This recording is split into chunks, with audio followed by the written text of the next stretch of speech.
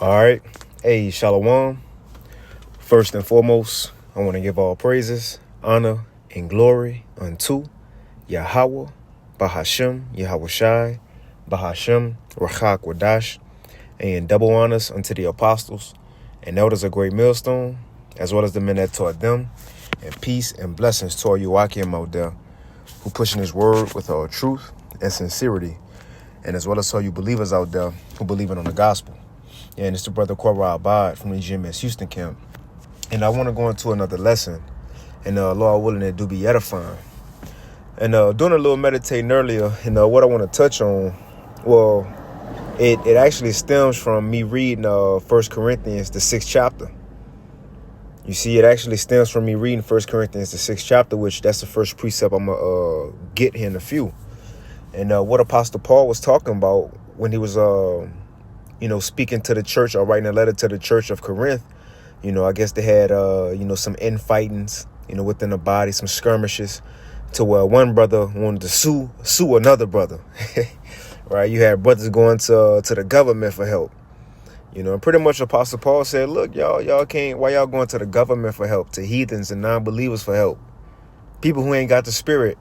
And the point he made was that cannot y'all judge situations and judge cases among yourselves? And then the point he said was, don't y'all know we gonna judge the world soon? Judge the world soon. And that's what kind of got my spirit going. And which we know that we understand that when our Lord Yahweh Shai come back, that he's going to set his 144,000 prophets up as many judges under him. You see?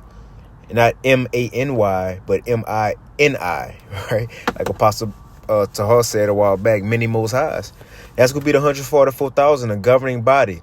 144,000 other judges like Yahweh Shai that's going to be under the Lord, man. Now, what I want to touch on is that, granted, like Apostle Paul said, we going to judge the world. He even said we going to judge angels. We going to tell angels and Satan them what to do.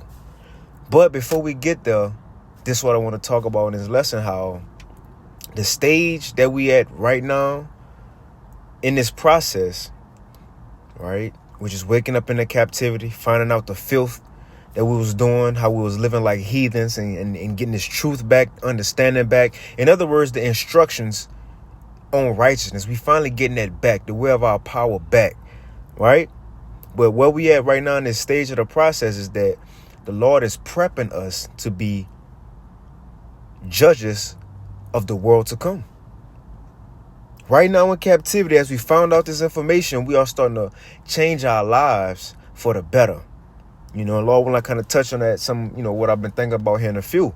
But we are in a preparation stage of becoming future judges, man. That's why we have an opinion for everything. You see, that's why when we go out into the world, we gotta say something about what we see. Because one, we took part, if we are those men, in creating this world, and we know the way of the Lord and how things supposed to be. So that's why we have an opinion. You see, we constantly judge day in and day out. But while we're in a preparation stage to be those judges of the kingdom to come, man, even little skirmishes that happen amongst the body, right? That's just an opportunity to try out the things that we have been learning and what we have been taught as judges, being balanced, making the right decision, so on and so forth. Right, so I'm gonna hop into a Lord willing this lesson do be edifying. But let's start with that 1 Corinthians. As I mentioned, this 1 Corinthians chapter 6, and we're gonna start at 1. Right, but again, this the Lord let things happen, even within the camp, within the brotherhood. Fussing and whatever it may be, the different, point of views, or something happened and this happened, right? The Lord has sent elders down or officers to judge the situation. But it's 1 Corinthians chapter 6 and verse 1. It says, dare any of you having a matter against another brother. Matter of fact, you know what? I'm going to read this in the NLT. Let's read that in the NLT. 1 Corinthians 6 and 1 in the NLT, it says, when one of you have a dispute with another believer, how dare you file a lawsuit and ask a secular court to decide the matter instead of taking it to other believers? Don't you realize that someday we believers will judge the world, correct? right? Not the city, but the world. So Apostle Paul said, I can't believe y'all. I can't believe y'all went to Esau and went to court over this when y'all could have talked it out, made the decision amongst yourselves. He said, don't y'all realize y'all going to judge the world one day? Let's keep reading. It says, don't you realize that someday we believers will judge the world? And since you are going to judge the world, can't you decide even these little things among yourselves? And that's what got my mind going. I started kind of laughing, like that's why the Lord make things happen within a camp. So brother could properly judge the situation. It may be a stern judgment or it may be a merciful judgment, but we going through those different phases now. Right? If not within the camp, specifically within our own lives. Remember, we all individually are being prepared to judge, man. And that's the beauty of the body of Great Millstone, which is not just Great Millstone, but the men who teach the same doctrine as the apostles. But I'm going to say the body of Yahawashi, because each individual man is being forced to become a judge. It's being groomed to become a judge, man. But you look at these other camps and they don't do their own works. Each individual person ain't out there, you see, getting it in, for lack of better words. Even that, they ain't all pushed to do your own lessons, do your own works. No, you got to watch the bishop and the leader and just listen to them. See, they ain't being groomed to be judges and leaders. They being groomed to be followers of the leader. See, we being taught how to be leaders.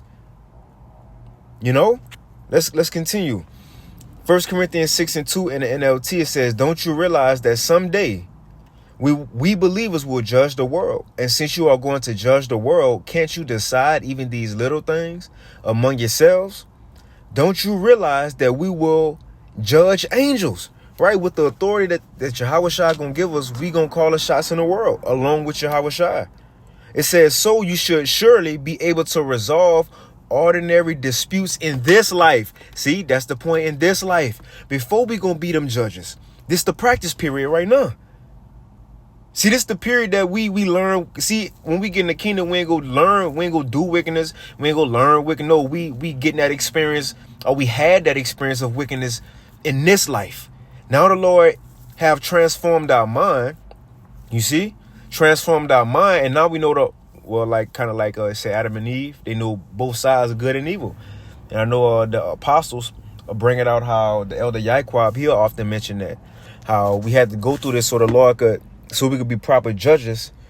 I'm paraphrasing it, but that so we can know good and evil. Both sides be balanced judges, man. The best judge is somebody who, for example, like a drug dealer, I believe it's Judge Mathis, But like a drug dealer, say if a drug dealer become a judge, but in his YN era, right, when he was a YN, and then he changed his life and became a judge. Now he could be lenient on some of those YNs because he changed his life. He could be a proper judge. You see, so on and so forth.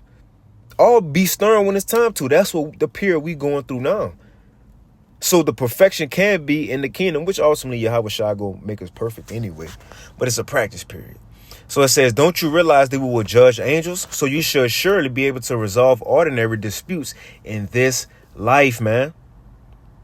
It says, if you have a legal dispute about such matters, why go to outside judges who are not respected by the church? I am saying this to shame you. Isn't there anyone in all the church who is wise enough to decide these issues, man? You see that? So that's why the Lord, again, he may put us through situations in our personal life that we got to call a shot or make a decision all within the camp. But that's practice on being proper judges. And this is another thing. Sometimes we might not make the right decision. We may call a shot and it be wrong. It be wrong. But that goes into experience. Now from there on out, you're gonna know when to call a shot and when not to call a shot. Right? How to do and how not to do. See, we're going to get everything perfect in the kingdom. We're going to be changed, But it's like a little practice period. Let me get this real quick. This Exodus chapter 18, because this came to mind as well. Just like when when Jethro told Moses, look, you're doing too much. And what did Moses do next? He set up Moses, being a king back then of Israel, the leader of Israel. What did Moses do next? He set up other judges or leaders under him. So if it was a small matter, men under him could take care of that. Why? Because they was raised up and groomed, or they weren't groomed, but the Spirit was put on them to be leaders. And that's what we seeing right now. Starting with the apostles, the elders, the bishops. The Lord put the Spirit on them and they taught us. And now we teaching others. Let's get this real quick. This Exodus chapter 18 and verse 14. We just go probably read through this. It says, and when Moses, and I got like a few more. And when Moses' father-in-law saw all that he did to the people, he said, what is this thing that thou doest to the people? Why sittest thou thyself alone, and all the people stand by thee from morning unto evening? Because think about this. It was Moses by himself and all those hundreds of thousands of Israelites. And he just had to sit there morning to evening deciding disputes and quarrels and differences. So what was the solution to this problem? Jethro told him, he says, well, we're going to read it. And Moses said unto his father-in-law, because the people come unto me to inquire of the Most High. And that's another thing. See, when we rule, yeah, the people on the earth going to seek the Heavenly Father, but they ain't just going to walk up to the Most High Yahweh. They just walk up to Yahweh Shai. No, the way they going to seek the Lord is about, well, like it said in Isaiah 2, people go come up to us, asking us to teach them the ways of the Lord. They ain't going to go to the Heavenly Father and Yahweh Shai. They going to come to us, the ministers, the priests. We going to show these nations the way. We going to judge and tell them how to be on earth. Let's finish reading. It says, verse 16, and when they have a matter, they come unto me, and I judge between one and another, and I do make them know the statutes of the Most High and his laws. And Moses' father-in-law said unto him, the thing that thou doest is not good. Thou wilt surely wear away both thou and this people that is with thee. For this thing is too heavy for thee. Thou art not able to perform it thyself alone. Now, the reason I'm getting this account, and I'm going to move on, because after this, I want to get Wisdom of Solomon in the 6th chapter. Now, when you go into Wisdom of Solomon in the 6th chapter, pretty much that's a playbook or a blueprint of King Solomon telling the future 144,000 kings how to get right, how to be on point as a judge, and look, what not to do and what to do, because he did it. He did it all. So that's this kind of like a playbook or a blueprint, King Solomon, giving game to the future judges. But let me get this first, because it's always been in our history that the Lord, he had a leader, but that leader would set up other men under him. And that's what we see now. Yahweh Shai have set up men, and now more judges are coming to the fold to be those future 144,000 judges in the kingdom, leaders of the next world to come. But how I look right now on earth, we got to go out and prophesy, and camp. You see, we got to do the things of this world. We going through the kind of the tour days right now, learning, being perfected, man. Hey, the scripture saying Hebrews 12 that we've been called to the church of the firstborn. It says of just men made perfect. So this the time right now that we are judges, but we are being perfected in our decision making, man. Being perfected in how we do things as leaders. And it all goes back to the blueprint, the scriptures, man. And we're going to get Wisdom of Solomon 6. It goes into a little bit of that. But let's finish reading Exodus 18. So this Exodus 18 and verse 19, and we got like 2 more verses in this chapter. It says, and hearken now unto my voice, and I will give thee counsel, and the Most High shall be with thee. Be thou for the people to the Most High word, that thou mayest bring the causes unto the Most High. And thou shalt teach them ordinances and laws, and shall show them the way wherein they must walk, and the work that they must do. Here it is. And moreover, thou shalt provide out of all the people able men, such as fear the Most High, men of truth. See, not just any Negro. He ain't say go get them niggas over there. No, it's able men. Same thing in the book of Acts, when the apostles had to tend to more important business. And so with the less important business that had to be done within the church, the apostles, they said what? They said, set up 7 men that y'all can trust. Men that the Spirit on, men that's full of faith. In other words, the heads of the church set up officers. And that's when Stephen and other men was called. To do what? Judge the smaller matters. We go take care of the bigger matters. We put into what we getting put into. I know in Psalms 50 it says that the Lord gonna set us in order, but you know how also 1 Corinthians 15 says each man will be set in order before his eyes. I mean, each man will be set in their order when Yahweh Shai come back. Well, this is the thing.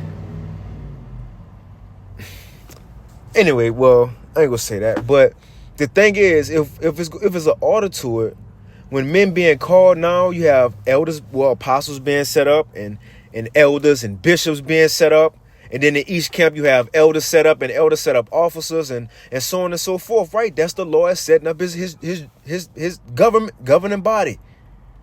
That's the Lord setting up his governing body, man. But it says, Exodus 18:21. Moreover, thou shalt provide out of all the people able men, such as fear the Most High, men of truth, hating covetousness, and place such over them to be rulers of thousands. See, leaders. Rulers of hundreds, rulers of fifties, and rulers of tens. And let them judge the people at all seasons. And it shall be that every great matter they shall bring unto thee, but every small matter they shall judge. And just to speak of the Houston camp, if it's something big, the elders gonna take care of that. But say if a brother may need to be talked to, or things need to be done in the camp, or whatever it did, they'll pull us to the side, give us the instruction, and they'll trust the officers to go handle it, man. Just like right here with Jethro telling Moses. But in order to do that, you have to have trusted men, able men, as it say right here. You know, judges and leaders. But the point is, we being put into situations, and again, we ain't always gonna make the right decision, but that's the point of getting counsel. Or if the decision come out is wrong, getting corrected, then getting counsel. See, it's all a benefit. The point is, we are learning to be judges in this period right now. It's preparation. And then when we get in the kingdom and actually be the judges, we're going to look back like, damn, so we're going to think about accounts that the Lord kind of put our mind to the test, right? You know, kind of tried us a little bit to see what we was going to do, or what decision we was going to make, or had men come to us and ask us a question just to see how we was going to respond, right? Like a judge. Remember Solomon first time, that's when everybody knew, okay, him. When them two prostitutes came, he made a proper judgment. Well, just like Solomon, we going through like situations. But let's finish this, and I got just a few more precepts. We shouldn't be long at all. But it says, and let them be judged, Exodus 18:22, and let them judge the people at all seasons, and it shall be that every great matter they shall bring unto thee, but every small matter they shall judge. So shall it be easier for thyself, and they shall bear the burden with thee, man. That's it. Now let's get Wisdom of Solomon, the 6th chapter, and I'm gonna read this in the GNT. Now again, this is King Solomon, not just in his chapter, but in his whole book, kind of giving future kings advice on how to rule. Now, the header to this chapter says the responsibility of rulers, right? Wisdom of Solomon 6:1. It says in the GNT, so then, you kings, you rulers the world over, listen to what I say and learn from it. So the next rulers to come, right? It says, listen to what I say and learn from it. You govern many lands and are proud that so many people are under your rule. But this authority has been given to you by the Lord, the Most High Yahweh. He will examine what you have done and what you plan to do. You rule on behalf of the Most High and his kingdom. It says, and if you do not govern justly, you do not uphold the law. And if you do not live according to the Most High's will, you will suffer sudden and terrible punishment. And look, this is a message to kings, those who have authority, right?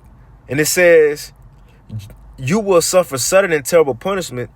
Judgment is especially severe on those in power. And that's why, brothers who teach in the word, we may go through it a little more because the Lord entrusting us with more, man. Not to, say that, believers ain't going through nothing, because we all going through our own able affliction.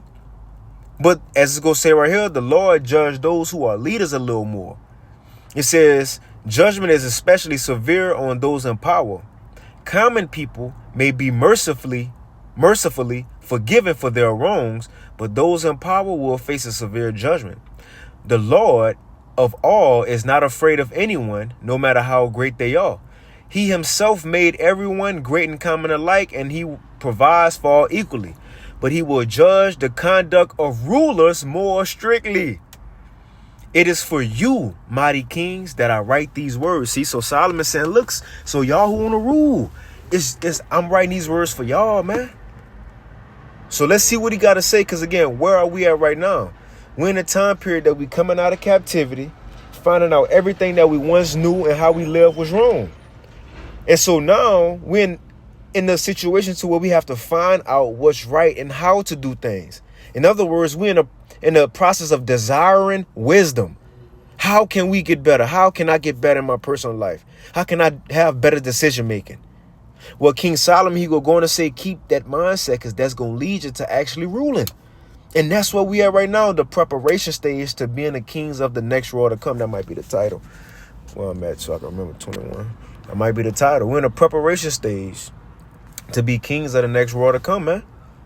But let's read this. It says, verse 9, it is for you, mighty kings, that I write these words, so that you may know how to act wisely and avoid mistakes.